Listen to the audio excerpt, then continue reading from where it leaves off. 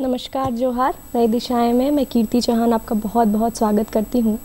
यदि हम ये माने कि असली मनुष्यता ये है कि आप कितना वफ़ादार हो सकते हैं, कितना प्रेम दिखा सकते हैं और कितने कृतज्ञ हैं, तो मुझे लगता है कि जानवर हमसे ज़्यादा मनुष्य हो जाएंगे।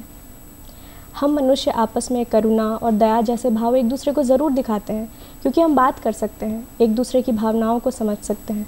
पर उन जानवरों का क्या जो शब्द में नहीं बता सकते कि वो कैसा महसूस कर रहे हैं।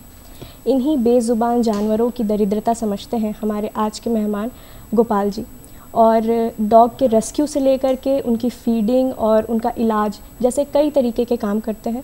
तो चलिए हमारे आज के मेहमान से मिलते हैं, उनके काम करने का तरीका जानते हैं और समझते हैं कि कैसे वो एक नई दिशा दे रहे हैं जानवरों को प्रेम करके। नमस्कार गोपाल जी, बहुत बहुत स्वागत है आपका हमारे कार्यक्रम में। नमस्कार।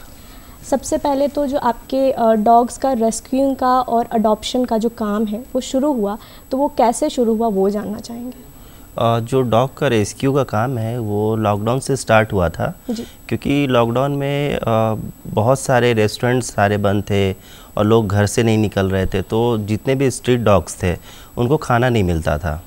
तो उसके लिए बहुत सारे ऐसे डॉग्स थे जो कि भूखे रह रहे थे। तो बहुत सारे लोगों ने बताया कि बहुत सारे डॉग हैं जो भूखे रह रहे हैं।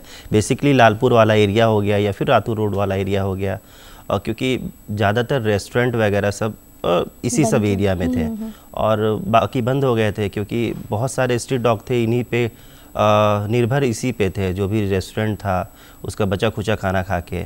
तो उस टाइम से ही हम लोगों ने सोचा था कि कुछ करते हैं डॉग्स के लिए या फिर कोई भी जानवरों के लिए हम लोग। तो बेसिकली जो हम लोगों ने स्टार्ट किया था वो डॉग्स के लिए ही स्टार्ट किया था, जो फीडिंग होता था। तो दिन में एक बार ही हम लोग फीडिंग करवा पाते थे उस टाइम में। अच्छा। इवनिंग में बेसिकली करवाते थे, क्योंकि दिन में तो कोई निकलता ही नहीं था और हम लोग निकल के शाम में उनको खाना देते थे। और कैट्स भी बहुत सारे थे और डॉग्स थे, उनको हम लोगों वहीं से स्टार्ट हमारा बेसिकली हुआ था, लॉकडाउन से ही स्टार्ट हुआ था जी। आजकल ना ये एक सेंटेंस सुनने में बहुत मिलता है कि अगर आप अच्छे इंसान हैं तो तभी जब आप कुत्तों से प्यार करते हैं। मुझे नहीं लगता कि ये बात सच है। आप मतलब किसी और के लिए भी, इंसानों के लिए भी अगर आप कुछ कर रहे हैं तो वो उतना ही बड़ा चीज़ है। लेकिन अगर आप डॉग्स के प्रति प्रेम दिखा रहे हैं तो मुझे लगता है कि इसका कुछ ना कुछ स्टोरी होगा। आप पहले भी कभी ना कभी या तो आपके पेट्स रहे होंगे और आप उनके दुखों को समझ सकते हैं, उनके प्रॉब्लम्स को समझ सकते हैं। जो लोग उतना एफिलिएटेड नहीं हैं डॉग्स के साथ में, उनको शायद उनकी परेशानियाँ थोड़ी कम ही नज़र आएंगी। तो मुझे लगता है कि कोई स्टोरी होगी। कैसे आपको डॉग्स के प्रति प्रेम कैसे जागा? डॉग्स के लिए प्रेम जो था बचपन से ही था, क्योंकि आसपास डॉग्स रहते थे। और बहुत सारे डॉग्स का क्या है कि जो स्ट्रीट बेसिकली स्ट्रीट डॉग्स की बात करते हैं, तो स्ट्रीट डॉग्स में क्या है, जो मोहल्ले में डॉग्स थे बचपन में, तो बचपन में हम लोगों ने उन्हें खाना मतलब उसको खाना देते थे। और फिर खाना देने के साथ साथ उनका जो भी प्यार होता है, बच्चे जो छोटे जब बच्चे होते हैं ना, तो उनसे लोगों का ज़्यादा ही लगाव रहता है। बच्चे उस समय हम भी बच्चे थे और डॉग्स भी छोटे छोटे रहते थे, तो उसी समय से जो बेसिकली हमारा लगाव हुआ था उसी समय से लगा हुआ है। तो मतलब बचपन में जो पपीज़ के साथ आप खेलते थे, इसलिए आज तक भी आप उनके लिए इतना काम कर रहे हैं। पाते हैं। तो कितने डॉग्स का अभी तक आपने रेस्क्यू किया होगा? अगर कुछ आप नंबर बता सकें कि इतने डॉग्स का हमने रेस्क्यू किया है, चाहे वो उनका एक्सीडेंट हुआ हो या किसी भी तरीके से उनके साथ असॉल्ट हुआ हो, तो आपने हेल्प की है। डॉग्स का रेस्क्यू अभी तक मोर देन 500 हम लोगों ने डॉग्स का रेस्क्यू किया है, रांची में किया है। और उसमें लगभग सारे डॉग का एडॉप्शन भी हम लोगों ने करवा दिया है। जितने भी डॉग्स है ज़्यादातर इंजर्ड ही डॉग्स हम लोगों को मिलता है। और इंजर्ड डॉग्स के साथ साथ जो पपीज़ होते हैं छोटे छोटे, उनका ज़्यादातर रेस्क्यू ज़्यादातर बच्चे का ही होता है। जो पपीज़ होते हैं ना, उसका रेस्क्यू और एडॉप्शन बहुत जल्दी हो जाता है। और जो बड़े डॉग्स होते हैं उनको हम लोग अपने शेल्टर होम में जाके वो रखते हैं, फीडिंग करवाते हैं। और अगर कोई अच्छे इंसान मिलते हैं जो कि उनसे मतलब जो डॉग लवर कहते हैं, जो डॉग लवर है, फिर उनको वहाँ से अडॉप्शन, वो लोग भी का भी अडॉप्शन हो जाता है। बहुत सारे डॉग्स हैं जिनका एक टांग नहीं है, फिर भी लोग उसको अडॉप्ट कर लेते हैं जी।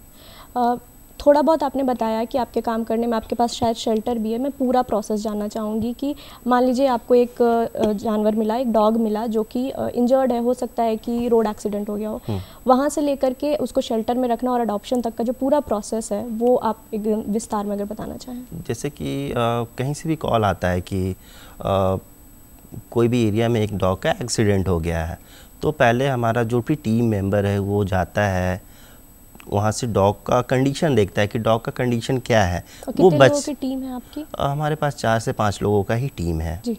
तो पूरा रांची कवर नहीं करते हैं, मतलब जो 10-12 किलोमीटर के रेडियस में जो भी डॉग का एक्सीडेंट होता है, रेस्क्यू करना रहता है, वो हम लोग करते हैं।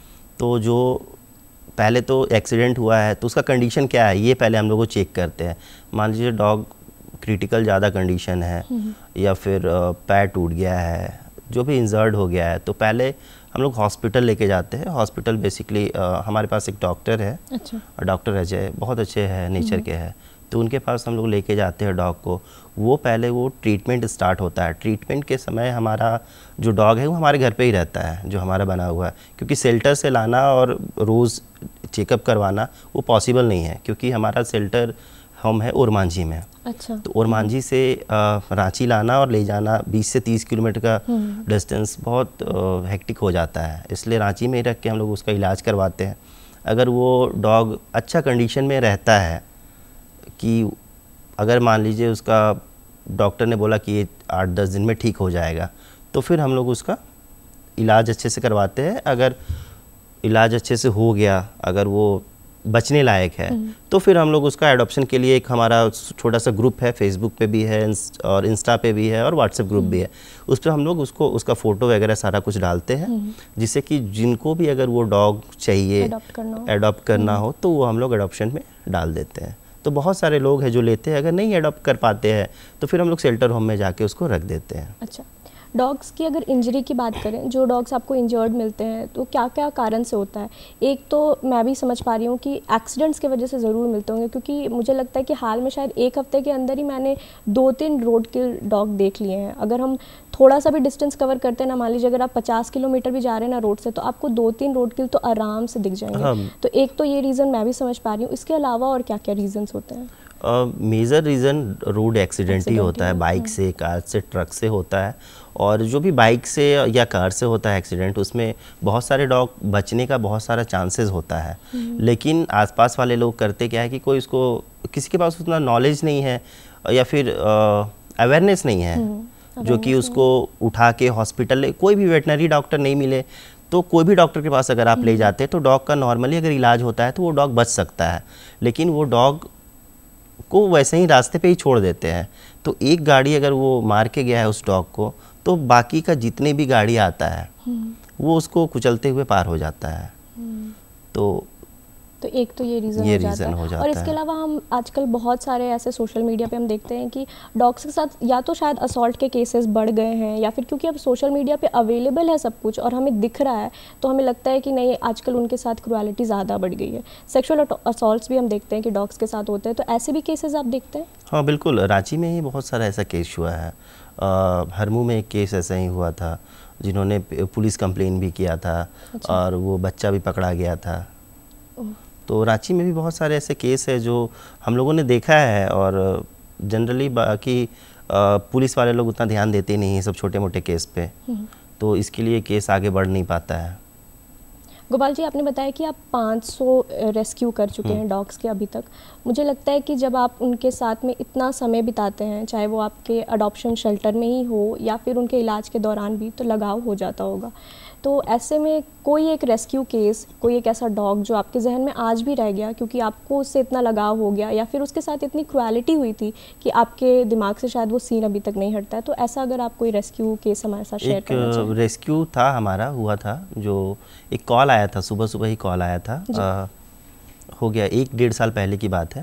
एक कॉल आया सुबह सुबह कि एक डॉग है प्रेस क्लब के बाहर घूम रहा है। वो सेंट बर्नार्ड ब्रीड का डॉग था। अच्छा। वो ब्रीड डॉग जो है काफ़ी रेयर होता है, मतलब रांची में बहुत सारे लोगों के पास वो डॉग नहीं मिलेगा, 2-4 ही लोगों के पास है। उस डॉग का हाइट जो है वो 3 फीट तक होता है, एक गाय का बच्चा जैसा वो डॉग दिखता है। तो वो डॉग प्रेस क्लब में था, तो कॉल आया तो हम लोगों ने जाके देखा, तो उसका जो मालिक था वो उसको घर से भगा दिया था। अच्छा। भगा दिया था क्योंकि उसके मैगेट्स हो गए थे, उसके पीछे जो होते हैं ना प्राइवेट पार्ट जो है, मैगेट्स हो गए थे। तो बहुत सारा स्मेल भी बहुत कर रहा था। तो जो प्रेस क्लब के जो भी थे वहाँ पे बहुत सारे मीडिया वाले थे, तो वो लोग बांध के रखे हुए थे साइड में, लेकिन कोई पास में जा नहीं रहा था क्योंकि इतना बदबू दे रहा था ना उससे, वो मतलब स्मेल इतना कर रहा था कि कोई जा नहीं पा रहा था उसके पास। तो फिर हम लोग गए, पूरी टीम के साथ हम लोग गए, फिर उस डॉग को वहाँ से रेस्क्यू किए। उसके बाद डॉक्टर के पास लेके गए। तो डॉक्टर के पास जब गया तो डॉक्टर बताया कि ये डॉग जो है ना, छोटा सा पहले मैगेट्स हुआ था, तो उसके धीरे धीरे प्राइवेट पार्ट में फैलता गया। तो वो थोड़ा बहुत करके निकाला, ऑपरेशन किया। उसके बाद उसको हम लोग अपने घर पे लेके आए, जहाँ पे हमारा एक छोटा सा शेल्टर होम जैसा ही है रांची में, वहाँ पे लेके आए।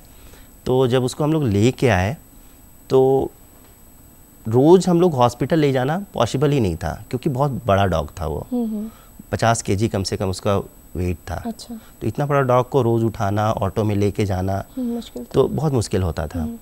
तो जो भी कंपाउंडर थे उनको हम लोगों ने बोला कि आप आके घर पे ही इलाज कर दीजिए। तो रोज़ आके पानी चढ़ाते थे। 2-3 दिन के बाद क्या है ना कि वो डॉग जो है चलना फिरना पूरा छोड़ दिया। अच्छा। लगभग वो डॉग जो है मर गया था, मतलब 90% डेड हो गया था, 10% ही चांस था उसका बचने का। तो बहुत सारे लोगों ने बताया कि अरे, जो ऑटो वाला लेके जाता था ना रेगुलर बेसिस पे, वो बोला कि भैया ये तो डॉग मर गया आपका। अच्छा। मतलब ये मर गया, सो इसको ले जाके हम लोग वो दफन कर देते हैं। तो हम लोग वहाँ कमरे में एक यार्ड है जहाँ पे कचरा फेंकते हैं लोग। अच्छा। हाँ, तो वहीं पे बोला कि हम लोग कर देते हैं। तो फिर मेरे मन में भी आया कि नहीं, चलो बेचारा कष्ट में है, सो इसको ये दफन करवाना पड़ेगा। तो फिर कुछ लोगों ने बोला नहीं नहीं, अभी एक दिन और देखते हैं। ठीक है, एक दिन और देखते हैं। तो एक दिन के बाद क्या है ना, उसमें थोड़ा सा उसमें प्रोग्रेस जब आया ना, पैर हाथ थोड़ा सा हिलाने लगा वो डॉग। तो फिर हम लोग सोचे कि नहीं, इसको अभी देखते हैं कुछ दिन। तो फिर डॉक्टर से जब उनसे कांटेक्ट किया गया, बहुत सारे डॉक्टर्स थे इसमें, बहुत सारे डॉक्टर है जो रांची के, जो उस डॉग में इन्वॉल्व थे। अच्छा। हाँ, इलाज करवाने के लिए। तो धीरे धीरे वो डॉग जो है ना, प्रोग्रेस बहुत अच्छा हो गया। मतलब 10 से 15 दिनों में वो डॉग जो है ना, वो खड़ा हो गया। अच्छा। ठीक हो गया। ठीक हुआ तो मतलब बहुत खुशी हो रहा था। बहुत सारे जो भी प्रेस क्लब से लाए थे ना, तो बहुत सारे लोग फ़ोन भी कर रहे थे, वो तो कैसा है डॉग। तो फिर हम लोग उसका नाम, मतलब जो फेस था और उसका हाइट था, उसके लिए हम लोग नाम रखे, बगीरा नाम रखे थे उसका। तो बगीरा जो था वो धीरे धीरे अच्छा बड़ा होते गया और काफ़ी बहुत अच्छा ठीक हो गया वो। और अभी बहुत अच्छा वो है, रातू रोड अपर बाज़ार में ही वो रहता है। एक फैमिली अडॉप्ट किया है उसको, और जो अडॉप्ट किया है वो अभी सोशल मीडिया पे काफ़ी ज़्यादा फेमस हो गया उस डॉग से की वजह से। हाँ, उसी की वजह से बहुत फेमस हो गया है, क्योंकि वैसा डॉग किसी के पास है नहीं रांची में। अच्छा। और वो रखा हुआ है, तो जहाँ भी जाता है वो अपने घुमाता है, उसको कार में घुमाता है। और आप रातू रोड में भी कभी आपको वो डॉग दिख जाएगा। मैं बिल्कुल समझ सकती हूँ कि आपको कितना लगाव हो गया होगा, क्योंकि ना जब ऐसे रेस्क्यू केस होते हैं, यदि किसी ने फ़ोन भी किया होगा ना, तो उसको बहुत लग रहा होगा कि आज मेरे वजह से ये डॉग जिंदा है, और आप पूरे प्रोसेस में उसके साथ थे, तो आपको तो सच में बहुत अच्छा लग रहा होगा कि मेरे वजह से किसी का भला हुआ है। चैलेंजेस की अगर बात करें कि पूरे काम में आपको क्या क्या चुनौतियाँ देखने के लिए मिलती हैं? चुनौती जो है ना, एक बहुत बड़ा जो इशू है ना, वो एम्बुलेंस का है। इंसानों के लिए अवेलेबल है, इंसानों के लिए 500,000 एम्बुलेंस, अगर आप जब भी कॉल करेंगे तो आपके पास एम्बुलेंस अवेलेबल रहेगा। बट जानवरों के लिए एम्बुलेंस ही नहीं है रांची में। अच्छा। 1-2 एम्बुलेंस होना चाहिए कि जो भी मान लीजिए इंसानों का एक्सीडेंट होता है तो आप 108 पे कॉल करते हैं तो आपके पास एम्बुलेंस अवेलेबल हो जाता है, जो भी आधा घंटा 25 मिनट के अंदर में हो जाता है। लेकिन जब किसी जानवर का एक्सीडेंट होता है, गाय हो गया, बकरी हो गया, या फिर डॉग हो गया, कैट हो गया, तो उसके लिए कोई भी एम्बुलेंस अवेलेबल ही नहीं है रांची में। तो उसके लिए है कि ये चैलेंजेस है कि अवेलेबल होना चाहिए जी। अगर सबके लिए सेम नियम होना चाहिए, सेम लॉ होना चाहिए सबके लिए, तो अगर उसके लिए भी अवेलेबल हो जाए तो चैलेंजेस वैसा कुछ होगा नहीं। बहुत बड़ी बात है कि आप जानवर को भी अपने ही बराबर समझते हैं। यहाँ इंसानों में भी हम तरीके के भेदभाव कर लेते हैं कि ये हमारे बराबर नहीं है, चाहे वो कास्ट के बेसिस पे हो या फिर सेक्स के बेसिस पर हो, और आप जानवरों को भी कहते हैं कि वो हमारे बराबर है और उनको भी सेम राइट्स मिलने चाहिए। बहुत बड़ी बात है। आपका गोल क्या है? क्योंकि आप 500 डॉग्स के रेस्क्यू अभी तक आप कर चुके हैं, आपका शेल्टर होम भी है, और उन डॉग्स के रेस्क्यू के बाद आप एडॉप्शन भी करवा रहे हैं, और एक 1000 के लगभग लोगों का आपका ग्रुप भी है। तो आगे क्या आपके गोल्स हैं कि इस काम को लेकर के आगे क्या करना है? इस काम को लेके आगे एक गोल्स बहुत बड़ा है, जो कि बोलने में थोड़ा सा बचकाना टाइप से लगेगा, लेकिन बट ये है कि जैसे इंसान का इंसान के लिए एक शमशान घाट होता है ना, वैसे डॉग्स के लिए भी एक होना चाहिए जी। जो भी डॉग्स रास्ते में एक्सीडेंट होता है ना, तो उसके लिए भी एक होना चाहिए जहाँ पे प्रॉपर उसका रिचुअल्स जो होते हैं ना, लास्ट रिचुअल्स, वो होना चाहिए वहाँ पे। तो इसके लिए है कि कोशिश करना चाहिए, कोशिश कर रहे हैं कि वैसा जगह मिले, वैसा सपोर्ट मिले, तो हम लोग वहाँ पे वो स्टार्ट करें, खोले। जितने भी डॉग रांची में मर जाते हैं तो लोग दफन कर देते हैं। अगर उनको जलाया जाए अच्छे से, प्रॉपर तरीके से, जैसे सेम राइट्स जो होता है इंसान का, जैसे लास्ट रिचुअल्स होता है, वैसा अगर हम लोग करें तो सही रहेगा ये डॉग्स के लिए जी। आजकल जो लोग पेट्स रखते हैं ना, वो कहीं ना कहीं इतने जुड़ जाते हैं कि वो ये भी समझते हैं कि हमारे घर का ही हिस्सा है, और शायद वो जो अडॉप्टेड डॉग्स हैं उनके साथ तो ये करते होंगे, बट आप ये स्ट्रे डॉग्स के लिए भी सोच रहे हैं, तो ये बहुत अलग और बहुत अच्छी बात है। इसके अलावा भी आपके कई काम हैं, ना ही सिर्फ डॉग्स के साथ, आप महिलाओं के साथ भी आपका एक सोशल वर्क होता है।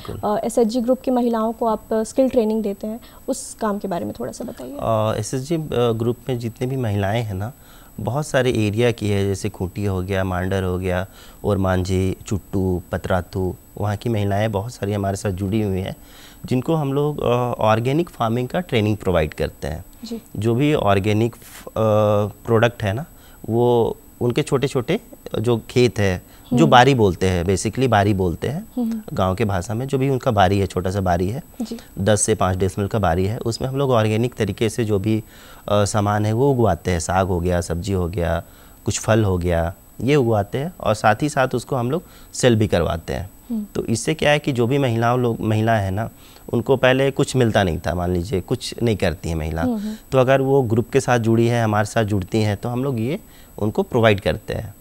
प्रोसेस जानना चाहेंगे कि ये स्किल के लिए आप लोग क्या ट्रेनिंग खुद जा कर के देते हैं, महिलाएं आपके पास आती हैं, कैसे होता है? कुछ महिलाएं हमारे पास भी आती हैं, 1 दिन का ट्रेनिंग हमारा होता है, और इंटीग्रेटेड फार्मिंग के ऊपर, और साथ ही साथ हम लोग जो महिलाएं नहीं आ पाती हैं, मान लीजिए 10 से 15 ग्रुप है महिलाओं का, वो ट्रैवल करने में थोड़ा सा मुश्किल होता है बहुत सारे लोगों को, खूंटी से रांची आना, मांडर से रांची आना, तो हम लोग खुद अपना टीम लेके जाते हैं, 1 दिन का सेशन ट्रेनिंग करवाते हैं, और साथ ही साथ उनको तरीका बताते हैं, और गाइडेंस तो फ़ोन पे चलता ही रहता है सारा जी। और ये जो प्रोडक्ट्स एक बार उग गए, जो सब्जियां उग गई, मान लीजिए ऑर्गेनिक सब्जियां हैं, तो फिर उनका सेलिंग कैसे होता है? उसके लिए हम लोग जो है ना, एक जैविक बास्केट हमारा है, वो उसके प्लेटफॉर्म जो है हमारा जैविक बास्केट, उसके थ्रू हम लोग सेल करते हैं। रांची में बहुत सारे ग्रुप हमारे साथ जुड़े हुए, फैमिलीज़ जुड़े हुए हैं, तो जो भी फैमिली को जो भी प्रोडक्ट चाहिए वो हम लोगों को मैसेज करते हैं, तो हम लोग जो भी सामान हमारे पास अवेलेबल है, साग है, सब्जी है, जो भी ग्रीन वेजिटेबल्स बेसिकली जो अवेलेबल है, वो हम लोग उनको प्रोवाइड करवाते हैं जी। और इन महिलाओं के साथ जुड़ कर के आपका आगे का गोल क्या है? महिलाओं के साथ जुड़ के हमारा जो बेसिकली मेनली गोल जो है ना, वो ऑर्गेनिक फार्म, ऑर्गेनिक प्रोडक्ट को बहुत आगे बढ़ावा देने का है। अगर ऑर्गेनिक प्रोडक्ट वो लोग आज 10 डेसिमल में कर रहे हैं, तो कल के उनके पास जो बाकी जो ज़मीन है ना, उन पे अगर वो करते हैं तो उनका भी थोड़ा सा इनकम जो है ना इंक्रीज़ करेगा, और साथ ही साथ जो लोग केमिकल वाला जो सब्जी खा रहे हैं उससे उनको थोड़ा सा राहत मिलेगा जी। मतलब आप दोनों चीज़ चाह रहे हैं कि एक तो महिलाओं का भी हेल्प हो जाए, वो भी सशक्त हो, साथ ही साथ में हमारा भी हेल्थ सुधर जाए। आपके जो रेस्क्यूइंग वाला काम है उस पर ही आते हैं, क्योंकि ना ये एक सवाल मतलब आजकल बहुत ज़्यादा देखने के लिए भी मिलता है कि जो डॉग लवर्स हैं और वो फीडिंग करवाते हैं रेसिडेंशियल एरियाज़ के अराउंड, तो इतने सारे फाइट्स के मैंने शायद वीडियो देखे होंगे कि वो लोग बोलते हैं अगर आपको फीडिंग करवाना है तो आप इनको यहाँ से लेकर के जाइए या कहीं और कराइए, क्योंकि यहाँ पर हमारे बच्चे खेलते हैं और उनको डॉग्स काट ले। तो एक तरीके से उनका पॉइंट ऑफ व्यू भी सही है, क्योंकि वो अपने बच्चों की प्रोटेक्शन तो करेंगे ना, और स्ट्रे डॉग्स की गारंटी कौन ले सकता है कि या वो स्टेरिलाइज्ड हैं या नहीं हैं, तो अगर उनसे अगर बच्चों को काट ले वो तो बहुत दिक्कत हो सकती है। तो इस पर आपका क्या टेक है? इस पे बहुत सारे कॉलोनीज़ है ना, उसमें डॉग तो खैर हटा ही दिया गया है। रांची में बहुत सारा जो सोसाइटी है वहाँ से डॉग को भगा दिया गया है, और डॉग ऐसे बाइट नहीं करते हैं। अच्छा। लोगों को लगता है कि मेरे आप घर के सामने आप खाना दे रहे हैं तो वो थोड़ा हेल्थी हो जाएगा और फिर मेरे बच्चे को काटेगा। मतलब एक तरीके से वो बोलते हैं कि आप खाना मत दीजिए, अगर आप खाना देते हैं तो मेरा बच्चा लोग को डॉग काट लेगा। तो डॉग ऐसे नहीं बाइट करता है, कुछ ना कुछ रीज़न होता है बाइट करने का। अगर आप रेगुलर बेसिस पे डॉग को खाना नहीं दे रहे हैं, अगर डॉग भूखा है तो वो बाइट करेगा ही करेगा।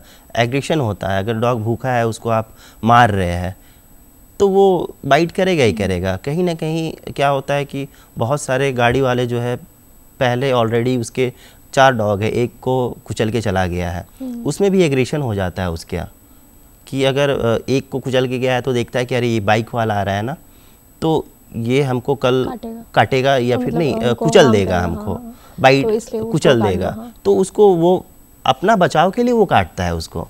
ऐसा नहीं है कि वो डॉग किसी को भी चलते हुए काट लेता है। जी, मुझे लगता है कि स्ट्रे डॉग्स को अच्छे से ट्रीट करना या उनको फीड करना, उनकी रेस्क्यूइंग ज़रूरी है, लेकिन कहीं ना कहीं उनकी जनसंख्या भी बहुत बढ़ रही है और उसको कम करना भी ज़रूरी है, और उसके लिए स्टेरिलाइजेशन भी होता है। तो स्टेरिलाइजेशन को लेकर के क्या गवर्नमेंट की कुछ पॉलिसीज़ हैं, या आप लोग यहाँ पर भी कहीं कदम रखते हैं, कहीं यहाँ पर भी आप हेल्प करते हैं? नहीं, हमारे पास जो भी डॉग्स का स्टेरिलाइजेशन का जो भी कॉल आता है ना, तो हम लोग जो गवर्नमेंट का है ना हॉस्पिटल, वहाँ पे हम लोग भेजते हैं, वो फ्री में होता है। या फिर उसका जो गाड़ी है वो बुलाते हैं। अगर एक कॉलोनी में 10 डॉग है तो 10 डॉग को वो लोग पकड़ के लेके जाता है, फिर एक दिन हॉस्पिटल में रखता है, फिर दूसरे दिन सेम एरिया में वो लोग छोड़ के जाता है। तो जितने भी डॉग्स हैं, लगभग डॉग्स का तो स्टेरिलाइजेशन हो रहा है और होगा, बट कुछ डॉग बच जाते हैं और 2-4 डॉग बच जाते हैं, जिसके चलते फिर से पॉपुलेशन बढ़ जाता है। जी, एक सवाल थोड़ा मेरा पर्सनली है, क्योंकि मुझे डॉग से बहुत डर लगता है, और अभी तो ऐसा हो गया है कि शायद कई पेरेंट्स या कई लोग ऐसा सोचते हैं कि बच्चा करने से पहले हम एक पेट डॉग पाल करके देखेंगे, तो उनके लिए तो बहुत इजी है। पर अगर आप उनके घर जाओ तो वो बोलेंगे कि नहीं नहीं, ये बहुत प्यारा है, ये कुछ नहीं करता है, लेकिन जो गेस्ट है उस पर तो वो भौंक रहा है ना, तो वो कैसे वहाँ पर सहज महसूस कर सकता है? अगर आप कुछ स्टेप्स बताएं एक ऐसे इंसान के लिए जो बहुत डरता हो डॉग से, कि आप डॉग के सामने ये करिए तो आपको वो या तो आपके ऊपर नहीं भौंकेगा या आपको काटेगा तो बिल्कुल भी नहीं। तो ये आपने बताया कि जो भी घर वाले डॉग्स है, जो पेट डॉग्स है, जो भी ब्रीड है, अलग अलग ब्रीड आते हैं, लेकिन बेसिकली स्ट्रीट डॉग्स का क्या है कि स्ट्रीट डॉग्स ज़्यादा काटते, बाइट करता है। अच्छा। तो अगर आप सेम एरिया, आपके मोहल्ले में 4-5 डॉग्स हैं, तो आपको डर लगता है कि उस डॉग से डर लगता है, तो आप पहले 1-2 रोटी खिलाएं उनको, 2 रोटी खिलाए, 4 रोटी खिलाए। कभी आप आते जाते कभी भी आपको दिखे तो 1-2 बिस्किट अपने पास रखें और उसको दे दीजिए। अगर आप रेगुलर बेसिस पे उसको बिस्किट दे रहे हैं ना, तो वो आपको कभी भौंकेगा नहीं, ठीक है, कभी बाइट नहीं करेगा, और ऊपर से आपको प्रोटेक्ट करेगा। अगर आपको कोई टच भी कर रहा है उस डॉग के सामने तो उस पे बाइट करेगा, उस पे वो भौंकेगा, ना कि आपके ऊपर भौंकेगा। आपका मतलब एक सेफ्टी पर्पस से जो है ना, आपका घर का रखवाली करेगा वो, और साथ ही साथ आपका भी रखवाली करेगा। और आपने बताया कि आप किसी के घर जाते हो तो वो बोलते हैं कि नहीं हमारा डॉग जो है बहुत सीधा है, क्योंकि वो सीधा उनके लिए सीधा है वो, ठीक है। आप फेस तो नहीं हो ना, आपका चेहरा वो कभी नहीं देखा है, लेकिन अगर आप उनके घर पे 2 बार 3 बार जाओगे ना, तो आपका चेहरा वो स्मेल से वो आपका चेहरा देख लेगा, और आपका बॉडी स्मेल से वो समझ जाएगा, 2-3 बार में पहचान लेगा आपको, तो फिर दोबारा वो भौंकेगा नहीं आपके ऊपर, ना ही काटेगा। जी, आज हमारे जितने भी दर्शक देख रहे हैं, उनको यदि आप जानवरों के लिए लेकर के अगर कुछ भी कहना चाहें तो वो क्या होगा? बेसिकली जानवरों के लिए क्या है कि आप जानवरों से प्यार करें। अगर प्यार नहीं कर सकते हैं तो कम से कम बचा कुचा खाना जो भी आपके घर में बच जाता है तो आप घर के बाहर रख दें, ना कि कचड़े में वो खाना डस्टबिन में मत डालें, अपने घर के सामने रखें, ताकि जो भी दूसरे डॉग्स होंगे वो उसको खा के कम से कम जिंदा तो रहेंगे। जी, एक चीज़ मैं और पूछना चाहूँगी कि डॉग्स को लेकर के ना, मुझे लगता है कि आजकल जो क्रुएलिटी के केसेस आप बता रहे थे कि आपने भी रांची में बहुत सारे ऐसे इंसिडेंट्स देखे और वहाँ पे रेस्क्यू किया है, वो इसलिए भी बढ़ रहे हैं क्योंकि लोगों को ना अवेयरनेस नहीं है लॉज को लेकर के। उन्हें लगता है कि जानवरों के साथ तो कुछ भी करेंगे तो कुछ नहीं होने वाला है, हम छूट जाएंगे आराम से। तो क्या लॉज क्या है इनके लिए? और जानवरों के लिए भी बहुत सारे लॉज है। अगर आप जानवरों को खाना खिलाते हैं, अगर आपको कोई गाली देता है, मारता है, तो जो फूड दे रहा है जानवरों को, उनके बचाव के लिए भी लॉज है। अगर आप डॉग को मार रहे हैं तो वहाँ पर भी आप पे भी केस हो सकता है, वहाँ पे भी आपके ऊपर भी केस हो सकता है, पुलिस आपको पकड़ सकती है, अरेस्ट कर सकती है, फिर जेल भी जा सकते हैं आप। इतने बड़े बड़े लॉज है, लेकिन लोगों को पता ही नहीं है। उनको लगता है कि अरे कुत्ता है और मार दिए इसको तो क्या फ़र्क पड़ता है, क्योंकि उसको देखने वाला कोई है नहीं। इंसानों के लिए अगर कोई मार देता है तो बताता है, एडवोकेट होता है कि नहीं आपके ऊपर ये लॉ लगेगा और उसको हम लोग अंदर करवा सकते हैं, लेकिन जानवर के लिए कौन खड़ा हो सकता है। बहुत बहुत शुक्रिया गोपाल जी हमारे साथ जुड़ने के लिए और अपने काम के बारे में इतने विस्तार से बताने के लिए। और मुझे लगता है कि हमारे आज कई दर्शकों को आपने प्रेरित भी किया होगा कि अपने से ऊपर उठ करके जानवरों के लिए भी थोड़ा सा सोचें। इसी तरीके से हर हफ्ते हम आपकी मुलाकात ऐसे मेहमानों से करवाते हैं जो कहीं ना कहीं एक नई दिशा दे रहे हैं सकारात्मक प्रयास करके बदलाव के लिए। आज के लिए इतना ही। हमारा आज का जो एपिसोड है वो आप दूरदर्शन झारखंड के यूट्यूब चैनल डीडी झारखंड पर जाकर के देख सकते हैं। इसके अलावा अब हम टाटा प्ले पर भी अवेलेबल हैं 1145 चैनल नंबर पर, आप हमें वहाँ भी देख सकते हैं। अब मुझे दीजिए इजाज़त, मैं मिलूँगी आपको नई दिशाएं के अगले अंक में। तब तक के लिए जोहार।